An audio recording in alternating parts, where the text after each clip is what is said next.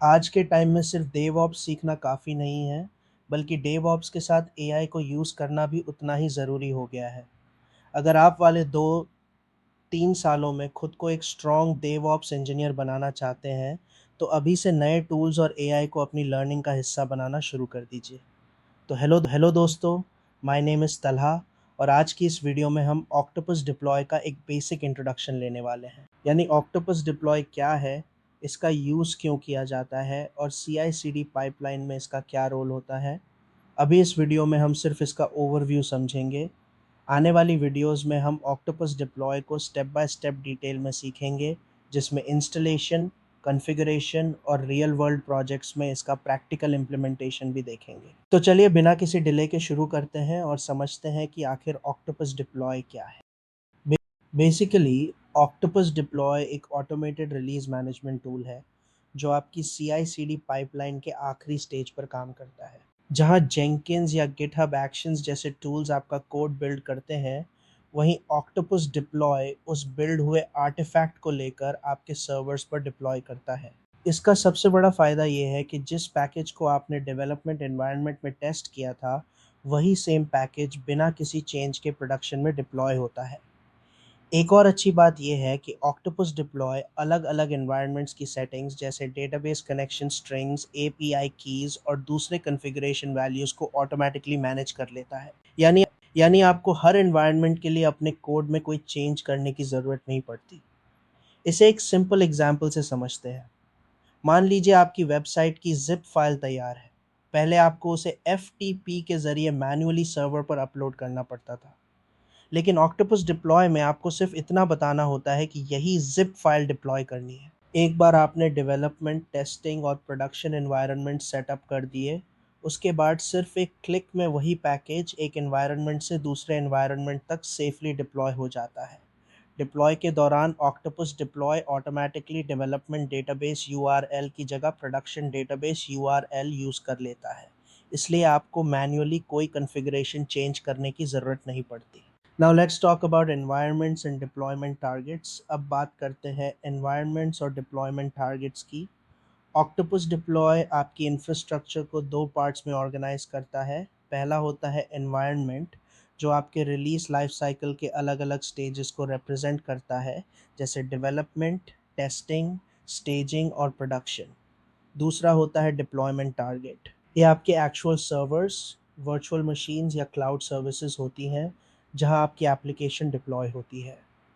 हर deployment target को किसी specific environment से लिंक किया जाता है और उसे एक रोल असाइन किया जाता है, जैसे वेब सर्वर, डेटाबेस सर्वर या वेब ऐप। इससे ऑक्टोपस डिप्लॉय को पता चल जाता है कि कौन सा पैकेज किस सर्वर पर डिप्लॉय करना है। अगर इसे और आसान तरीके से समझें, सबसे पहले आप अपना एनवायरनमेंट क्रिएट करते हैं।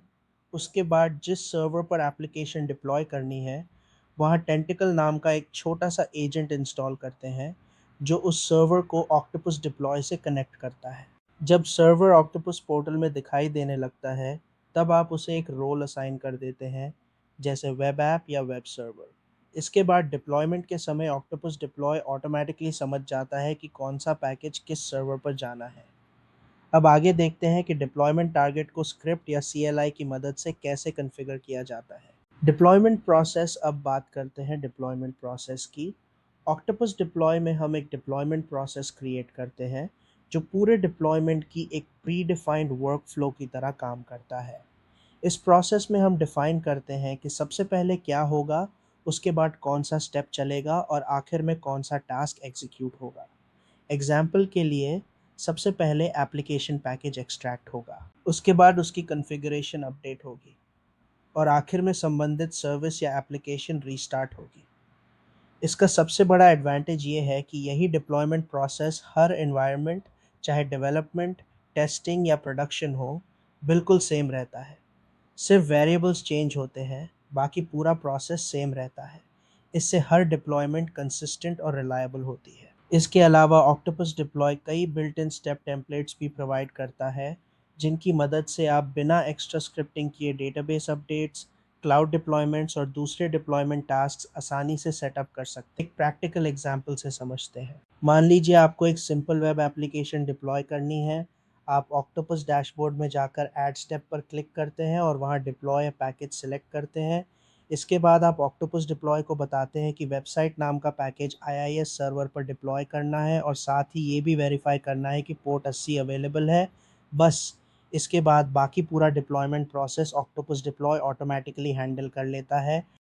तो दोस्तों, ये था हमारा ऑक्टोपस डिप्लॉय का बेसिक ओवरव्यू। आने वाली वीडियोस में हम ऑक्टोपस डिप्लॉय को स्टेप बाय स्टेप डिटेल में सीखेंगे और इसके प्रैक्टिकल इम्प्लीमेंटेशन भी करेंगे।